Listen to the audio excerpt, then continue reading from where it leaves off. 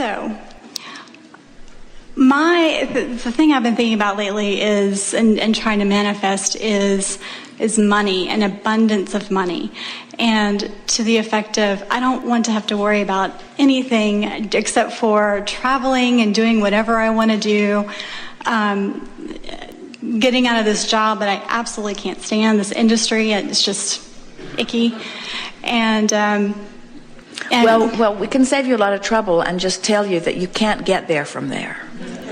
No, I understand that. So I've been changing my we're not thought. sure you do. Okay. Because if you really understood that, you would spend no time talking about anything about a job that you can't stand that you've got to get out of. In other words, you would never put words to that, because that's upstream and that's slowing you.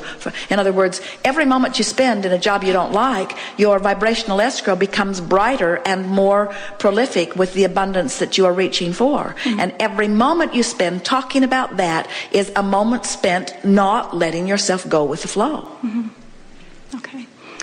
So my question was, how can I meditate and manifest the winning lottery numbers? You cannot get there from there. You can't get there from there.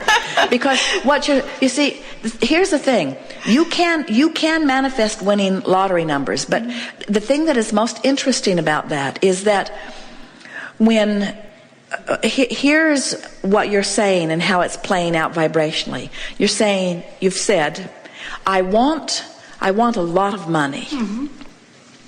And that's a little bit like saying, I want to eat all of the food that I will ever eat today. And we say, can you feel how it is softer and less resistant to say, I want money to flow to me in abundance that I can comfortably enjoy? It's a softer statement. Yes. But when you say, I want a lot of money, and you don't have any way of believing that it will come, then when you say, I want a lot of money, it's an uphill statement. Now, let's play with this just a little bit so that you can feel it, because it's a big topic for so many of you.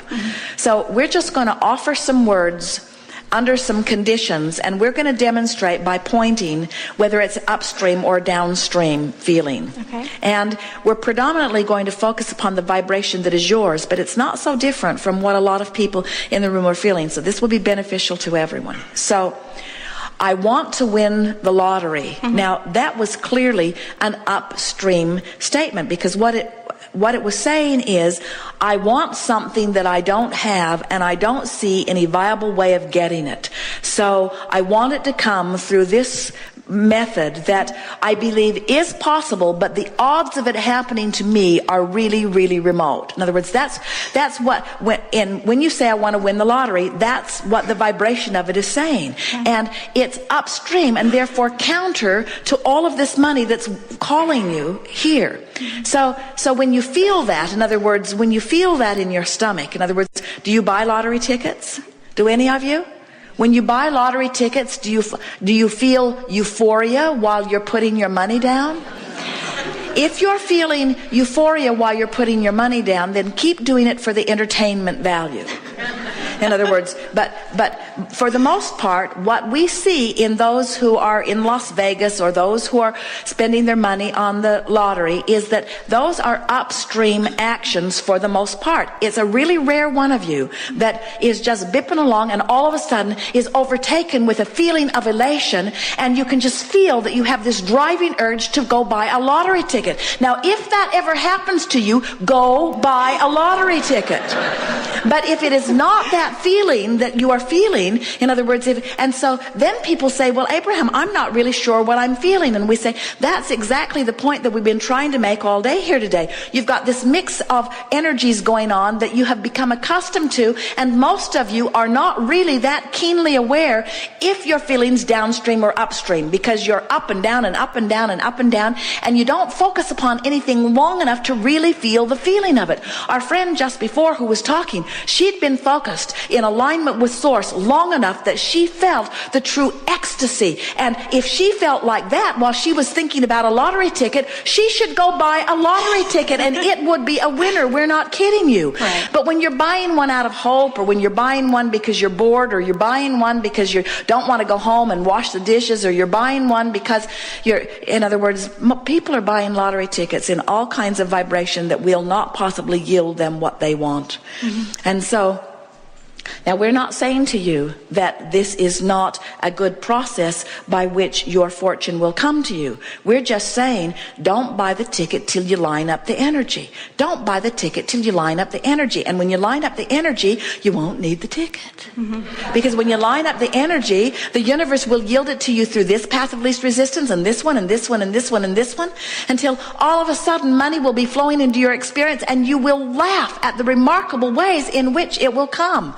Ways that you didn't count on, ways that you didn't plan for, ways that you didn't queue up for in terms of action, just because you flowed the energy and you stopped doing that thing you do that kept you out of the stream of it, you see. What I have noticed, I think is pretty funny, is meditating just on imagining myself having this abundance of money and just having this and not having to worry about anything. The funny thing is, little things come to me here and there, but like my sister is getting, decent refund back. Plus she overpaid something. She's getting more money back there. And then my boyfriend is getting a huge lump sum of money from out of nowhere. And it's like, it's manifesting all around me, but not specifically for me.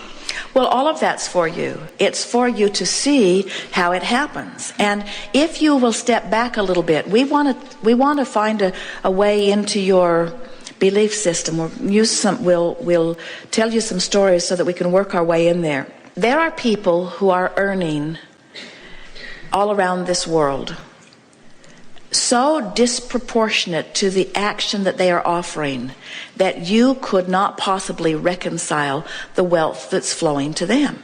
You just can't reconcile it. There are a majority of people that are accustomed to performing an action and receiving a financial response, performing an action and receiving a financial response.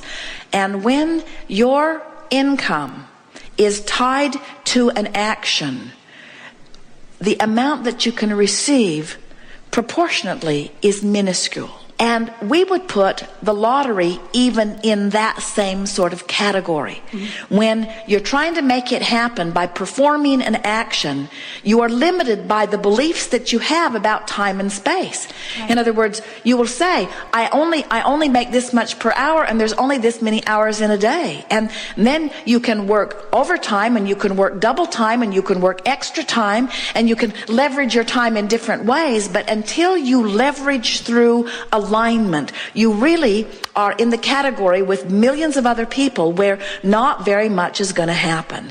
Where if you say, okay, I'm willing to play the game differently, I'm willing to accept on faith, maybe a little, that Abraham's right, and that all of the struggling that I've done has put a lot of money for me in vibrational escrow. And I'm willing to go on faith that this universe is abundance, and that there is an open valve for me through which I can receive abundance. I'm willing to go along with that idea. And I'm willing to play it that way for just a little while, where instead of considering action in relationship to money, I instead consider emotion in relationship to money. How do I feel about money? How do I feel about money? I'm going to leverage through emotion rather than bang it out through action. I'm going to leverage. Now, that doesn't mean stop your action. Go to work. Do whatever you need to do. Let the money come in the little pitiful, mediocre way that it flows into your experience. In other words, you don't want to pinch that off. Let it come. But while it's coming, appreciate it. While it's coming, look forward to it. While it's coming, compliment yourself and compliment the others. In other words, let it be an energy game while you're living the action game, because you can do both. It doesn't have to be one or the other. And then what you will begin to notice, when you find ways of changing the way you feel about money. For example, when you go to purchase something and you're shocked at the cost of it. Esther remembers years ago going into department store and seeing the most beautiful blouse that she had ever seen. And her heart just leaped because she liked it and wanted it. And when she turned the tag over and saw how much it cost, she felt such disappointment that she was mad at the department store. She was angry at the industry. She was angry at the manufacturer. And if we had been visiting with her in those days, we would have said to her, Esther, this is a turning point moment for you. This is a moment where you had a knee-jerk reaction that turned you right upstream. And a lot of people turn right upstream over something just like this. But you can't let yourself have a knee-jerk reaction and be turned upstream and ever be in a position where things will be better for you. You've got to soften this feeling.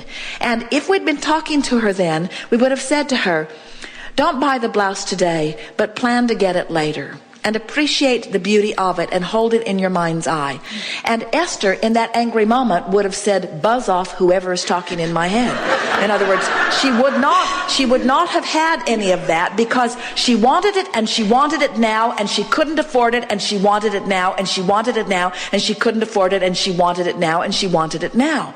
But what we are saying, her now cannot improve as long as she keeps having those kinds of knee-jerk reactions. When you're jealous of people who have money, you've got a habitual pattern upstream. When you're disappointed that you don't have money, you've got a habitual pattern upstream. When you're appreciative of the money you have, even if it isn't very much, you're flowing downstream. When you're appreciative of the money you have, when the money that you have feels good to you, and you say to yourself things like, it's good that I have this money, and I'm proud of myself for having brought this money into my experience, and I'm a good budgeter of money, and I like how far I've made my money go, and I like the feeling of money, and I like putting the money here for this and putting the money here for this and putting the money here for this. I like this feeling of managing money, and I'm good at managing money, and I like this money, and I'm looking forward to more money that is coming. And as more money comes, I'm going to do this with it and this with it, and the money that comes is going to be fun in this way and this way and this way. Now, no matter what your state of money, there are people who have a lot more money than you do who are worried about it and have pinched themselves off. There are people who have a lot less money than you do, who are thrilled with it, who have opened an avenue where there's abundance of money right on their doorstep. In other words, you just got to find a way to feel good about whatever the subject is, in this case, money. And when you feel good about where you stand. So we talked earlier about what we want you to leave here feeling above all other things, and that is, I have the power to turn in the stream. And I don't need to put a motor on my boat and get all the way to the winning lottery ticket. I just need to turn in the stream as often as I can be aware. I just need to turn in the stream. And now we want to leave you with something that is equally important, which is, I am where I am, and that's okay. I'm putting my boat in the stream where it is. And everybody's up and down the stream, putting their boat in the stream at different places. It doesn't matter, because you're not in competition with anyone for any resources. The only thing that if there is any competition at all, and there isn't, is the closing of the gap between the money you want and the money that you feel right now. So when you change the way you feel about money, even though there isn't any money that gives you the reason to feel the change, in other words, you got to find the feeling before you get the money, and when you find the feeling, you've turned in the stream, and when you've turned in the stream, you'll find the money. It's just that simple. People say, give me the money, then I'll feel better. And we say, feel better, and then you'll get the money. You say, well, give me the money, and then I'll feel better. And we say, feel better, and then you'll find the money. Feel better. And they say, well, I don't have a reason to feel better. And we say, wanting to feel better is a reason to feel better. Wanting to feel better is a reason to feel better. You've got to train your mind to focus in a way that feels better, and only you can do it. Everybody, or most everybody, is saying, well, this is how I feel, and this is what is. And you, and when they mean you, they're talking to their mate, they're talking to their kids, they're talking to their employer, they're talking to their employees, they're talking to other people in traffic, and they're talking to the government, usually. That's who. And you need to do something different so that I can feel different. Employer, you need to give me more money, and you need to give me fewer hours. You need to give me more for less. That's what you need to do, and then I'll feel better. And kids, you need to get your own job. And government, you need to stop spending my money on things I don't want to spend it in, and give me my tax money back so that, and we say, as long as you're asking all of those people over which you have no control, and you know it, you know you can't control your kids, don't you? You know you can't control your government. You've tried. Don't you know it by now?